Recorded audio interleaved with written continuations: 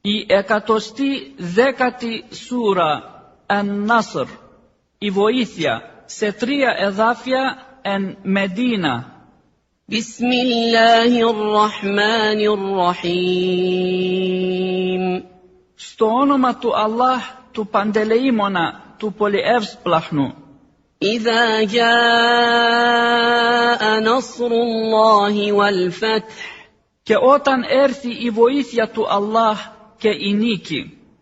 ورأيت الناس يدخلون في دين الله أفواجا. Και δεις τους ανθρώπους να μπαίνουν, να ασπάζονται κατά μάζες στη θρησκεία του Allah, στο Ισλάμ.